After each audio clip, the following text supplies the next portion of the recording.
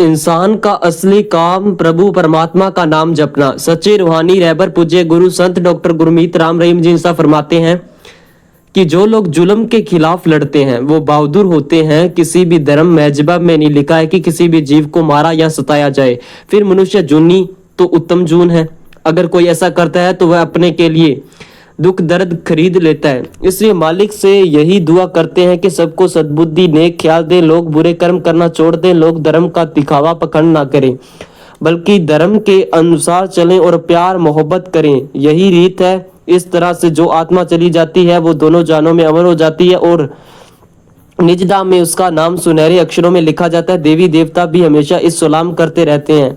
पूज्य गुरु जी आगे फरमाते हैं कि इंसान जिस काम के लिए इस दुनिया में आया है उस काम को हमेशा याद रखना चाहिए। उस काम को आप किसी और जन्म में पूर्ण नहीं कर सकते। वो काम राम का नाम जपना है, उस मालिक का याद में बैठकर सेवा सुमरन करना है, मन को अपने काबू में करना है और अपने आप को मालिक अल्लाह वाहिगुरु राम की दया में रहमत के काबिल बनाना है। पूज्य गुरु जी फरमाते हैं कि इंसान के अंदर पता नहीं कितनी इच्छाएं उठती है, एक जाती है तो दूसरी आती है और इस तरह इच्छाओं का मकर जाल बनता रहता है और इंसान एक तंग दायरे में कैद हो जाता है। वह मन माया का गुलाम हो जाता है और मन माया इंसान को इस तरह से जकड़ लेते हैं कि वह बाहर नहीं निकल पाता। इंसान का मन इंसान को काम वासना क्रोध लोभ अहंकार ख्याल देता है और मस माया इंसान को लोभ लालच में इस तरह भटकाती है कि आदमी दीन ईमान रास्ते रिश्ते नाते इंसानियत सब कुछ गंवा बैठता है। माया नागनी अब अपना डंक चलाती है तो लोग बड़े बड़े रिश्तों का पल में खाक में मिला देते हैं। जो यारी दोस्ती बहुत लंबे समय से बनी होती है वो माया नागनी की वजह से पल में चकनाचूर हो जाती है। पूज्य गुरु जी फरमाते हैं कि हमेशा अपने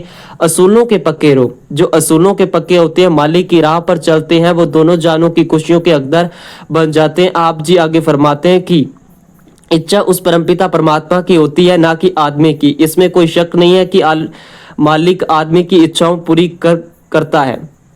मालिक आदमी की इच्छाएं पूरी करता है, लेकिन यह नहीं है कि आप उसे रिमोट कंट्रोल की तरह काम ले, जब बटन दबाएं और वो सामने प्रकट हो जाए। ऐसा संबंध नहीं है, सबब नहीं है। ये ठीक है कि वो प्यार मोहब्बत में खुशियां लुटा दे, कोई पता नहीं, लेकिन आदमी अगर वचनों पर अमल करे और दीनता निम्रता रखे तो वह तमाम खुशियों को अपने अंदर समेट लेता है और पल पल कदम कदम पर उसे खुशियां मिलनी शुरू हो जाती है। इसलिए अपने अंदर की कमियों को निकाल डालो और सेवा सुमिरन करो तो आप अपने विचारों पर काबू पाएंगे और उस परमपिता परमात्मा को दया मेहर रहमत के काबिल बन जाएंगे।